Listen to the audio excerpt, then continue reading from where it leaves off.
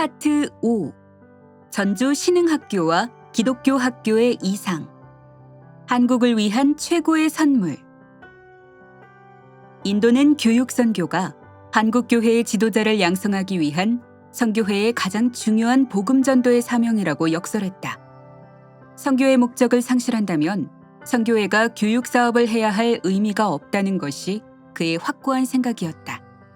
기독교적 교육과 그를 통한 한국 교회 지도자 양성이 미션 스쿨의 존재 이유와 목적이었다.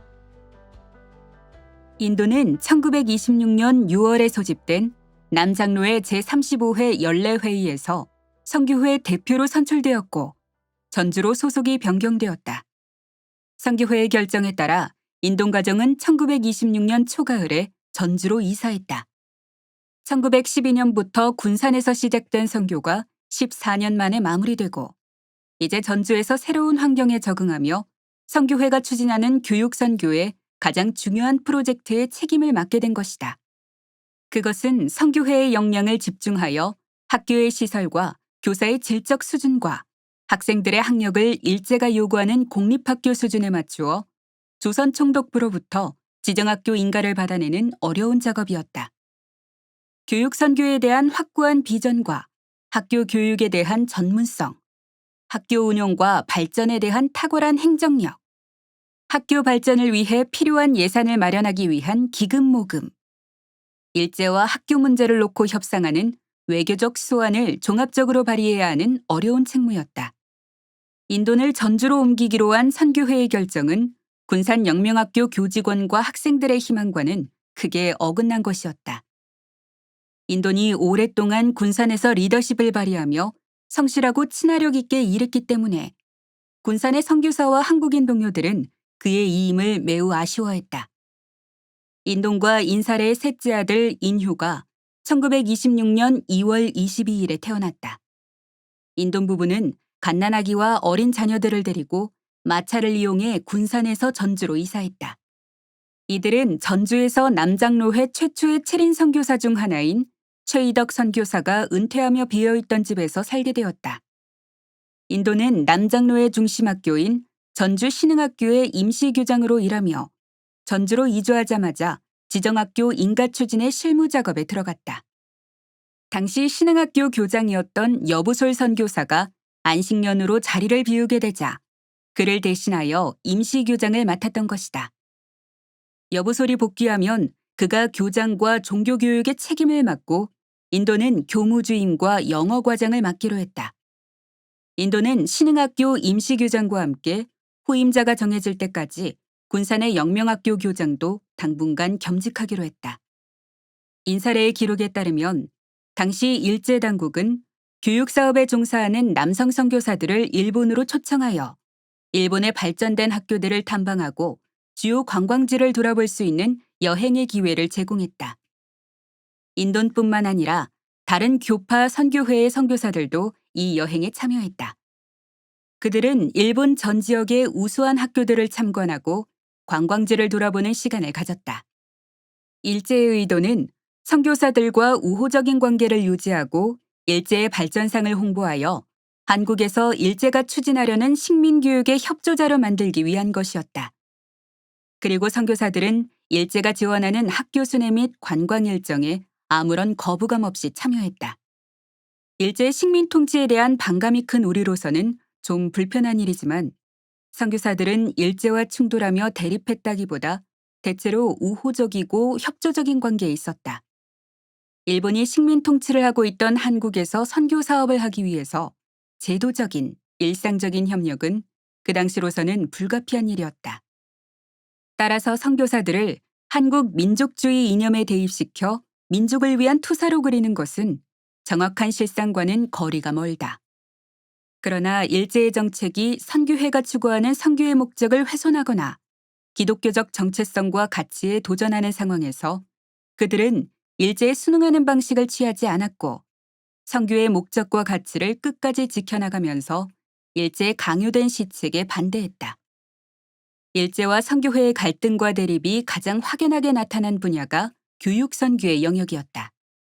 천황의 숭배자를 기르는 일제의 식민교육과 그리스도의 사람을 기르려는 선교회의 기독교적 교육은 그 목적과 가치와 방법에서 공존하기 어려운 측면이 있었다. 일제가 자신들의 교육제도 아래에서 미션 스쿨의 기독교적 교육의 공간을 열어놓고 그 가치와 정신을 지켜갈 수 있는 여지를 두었을 때 교육의 영역에서 선교회와 일제의 협력적 관계는 가능했다. 지정학교 제도를 통하여 미션 스쿨이 기독교적 정체성과 학교 발전을 추구하기 위해 총독부로부터 지정학교 인가를 받기 위해 힘을 기울였던 부분은 이러한 공존과 협력 관계의 예였다. 그러나 1936년 이후 일제가 미션 스쿨 학생들에게도 신사참배를 강요하고 이에 불응할 경우에 학교 폐쇄를 압박했을 때 남장로의 선교회를 비롯한 대부분의 장로교 선교회는 일제의 요구에 불응하며 학교의 자진 폐쇄를 단행했다. 이는 기독교적 정체성을 훼손하는 일제의 식민교육 정책에 대한 강력한 저항이었다. 따라서 일제와 선교사들의 관계를 협력 아니면 대립의 이분법으로 단순화해 보는 것은 이들의 복잡하고 다양한 관계를 정확하게 이해하기 어렵다. 일제강점기 한국에서 활동한 미국 선교사들을 바라볼 때 제국주의나 민족주의의 이념을 내려놓고 그들의 선교와 활동을 있는 그대로 바라보는 자세가 필요하다. 그들의 말과 행동을 우리의 이념적 잣대로 해석하지 말고 그들이 왜 그렇게 말하고 행동했는지 그들의 이해와 관점에서 해석하고 역사 속에서 그 의미를 평가하는 자세가 바람직할 것이다. 인도는 신흥학교에서 지정학교 인가를 위한 업무를 시작하면서 제일 먼저 일의 계획을 세우고 일의 우선순위를 정했다. 남장로회는 1923년에 신흥학교를 지정학교로 인가받기로 결의했지만 실질적인 인가 추진 작업은 인도니 1926년에 전주에 들어와서 업무를 시작함으로써 비로소 시작되었다. 인도는 당시 선교회의 재정 형편이나 시대적 상황 속에서 어쩌면 불가능해 보이는 선교회의 큰 과업을 실현해 나간 사람이었다.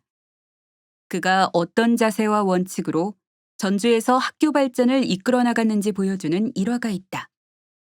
인동과 친했던 한국인 교사 한 사람이 정해진 시간보다 일찍 수업을 마치고 나올 때마다 복도에서 인동과 마주치면 인도는 아무 말도 하지 않고 자신의 시계를 꺼내 쳐다보았다고 한다. 이런 방식으로 그는 수업을 정시에 맞춰야 한다는 기본적인 자세를 인도에게서 배웠다고 한다. 수업을 정시에 마치는 것은 교사들의 기본 태도와 자세와 연관되는 일이었다. 수준 있는 학교가 되려면 교사들의 실력도 중요하지만 교사들의 책임감과 성실성도 중요하다고 여겼던 것이다. 제멋대로 일하는 교사가 있는 학교는 결코 좋은 학교가 될 수 없고 질서와 규율이 없는 학교는 발전하기 어렵다는 것을 인도는 무언의 교훈으로 강조했던 것이다. 이러한 태도는 이후 남장로회가 대전에 세운 대학의 초대 학장으로 일할 때에도 그대로 이어졌다. 그가 교수들에게 요구했던 자세는 수업은 정시에 시작하고 정시에 마쳐야 하며 교수와 학생 모두 결강을 해서는 안 되며 수업 시간마다 학생들에게 과제를 주어야 한다는 평범한 원칙이었다. 교육 선교와 관련하여 1926년에 남장로회 선교회가 결정한 중요한 내용은 한국교회도 미션스쿨 운영에 직접적으로 참여해야 한다는 정책이었다. 그것은 남장로회가 한국 선교를 시작하면서부터 채택한 네비우스 선교 정책에서 기인한 것이었다. 학교 운영은 자립을 기본 정신으로 하여 한국교회가 적극적으로 참여하는 것이 중요했다. 아직 한국교회의 여력이 충분하지 않기 때문에 선교회와 한국교회가 함께 운영하지만 궁극적으로는 한국교회가 스스로의 힘으로 학교를 운영해 나가도록 이끌어야 한다는 원칙을 가지고 있었다. 그래서 1926년 남장로회 제35회 연례회의에서 선교회와 해당 지역 노회가 미션스쿨 연합이 사회를 구성하여 운영해보자는 안을 채택했다. 이 위원회는 광주와 전주 지역의 한국교회가 고등과정뿐만 아니라 초등과정의 미션스쿨도 인가를 추진해달라고 요청하는 상황에서 미션스쿨 운영에 한국교회와 긴밀하게 협력하기 위한 통로로서 구성되었다. 선교회는 교육위원회에 연합이사회 설치안을 회부했고 교육위원회는 본격적인 시행에 앞서 1년간 시범 운영할 것을 선교회에 권고했다. 교육위원회는 미션스쿨 총이사회는 총 10명으로 구성하되 선교사와 한국인이 반반씩 참여하고 전남과 전북에서 각각 4명, 순천에서 2명을 위원으로 선정하기로 권고했다. 이사장은 선교회의 교육위원회 대표가 맡는 것으로 했다. 1926년 교육위원회 보고서에는 각 노회구역에 두기로 한 미션스쿨 이사회의 임시정관이 첨부되었고 그 주요 내용은 다음과 같았다. 남장로의 미션스쿨 이사회 임시정관 1. 명칭 남장로의 미션스쿨 이사회 2. 목적 선교회와 노회가 한국의 젊은 남녀의 기독교적 인격을 개발하고 시대에 적합한 교육을 계획하는 데 협력함. 3. 위치 각 노회 경내에 둠. 4. 구성원 이사회 구성원은 선교회와 노회가 임명함. 5. 구성원의 수는 선교회에서 4명, 노회에서 4명으로 총 8명으로 하고 순천 지역은 예외로 각 3명으로 함. 6. 이사회 임기는 2년과 3년으로 함. 임기가 만료될 때 선교회와 노회가 후임자를 임명함. 10. 이사회는 선교회가 임명한 이사의 과반수와 노회가 임명한 이사의 과반수가 출석했을 때 회의를 열 수 있음. 이사가 아닌 교장은 참관의 특권만 있음. 의장은 모든 사안에 대하여 투표할 권한이 있음. 11. 이사회는 필요시에는 교장의 지명을 받아 교감과 학감을 임명할 수 있음. 교장은 반드시 선교회가 임명함. 12. 학교 설립자는 교장에게 교사를 채용할 권한을 위임하며 교장은 이사회에 임용된 교사들에 대하여 보고함. 13. 이사회나 교장이 거부한 교사들은 채용될 수 없음. 15.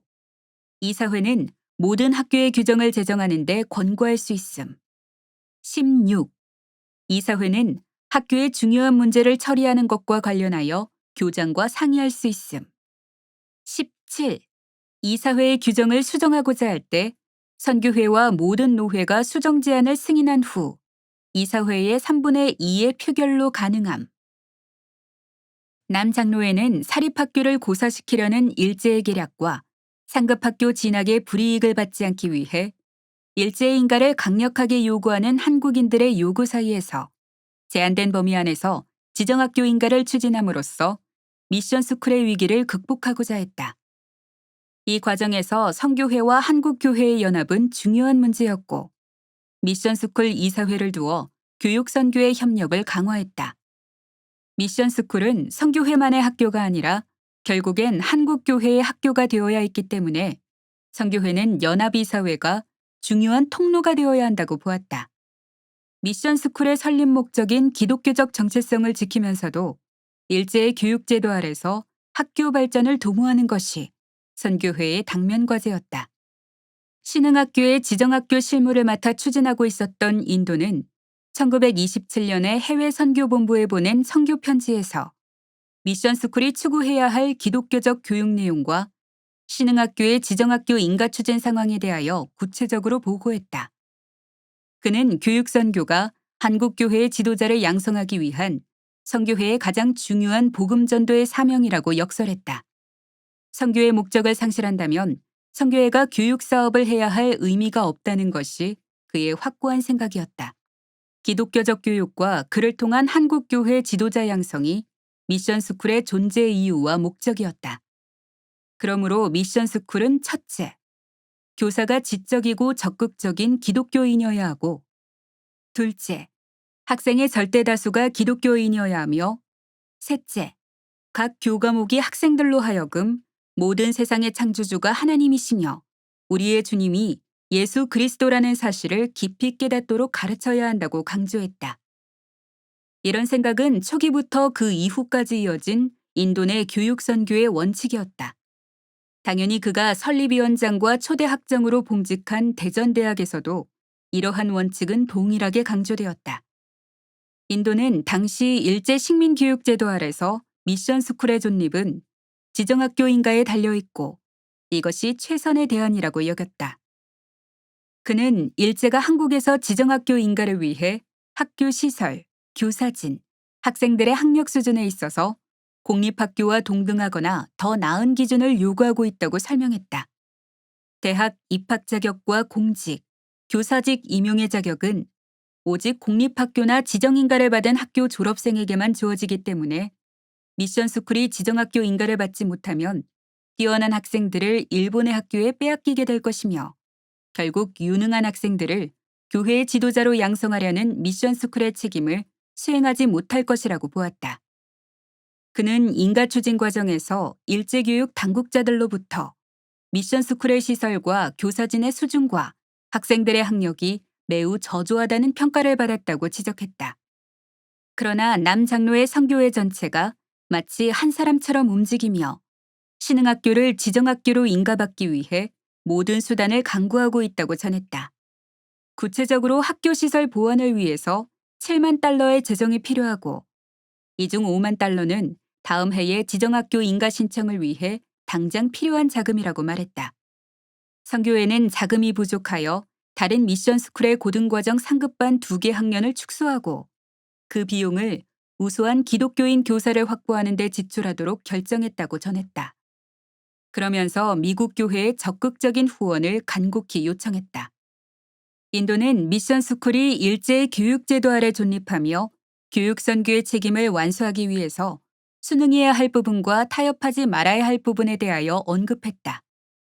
지정학교 인가 추진은 학교의 생존과 경쟁력을 유지하기 위하여 일제가 요구하는 교육제도에 순응하는 것이지만 실질적으로는 교육선교의 사명과 본질을 지키기 위한 목적임을 분명히 했다.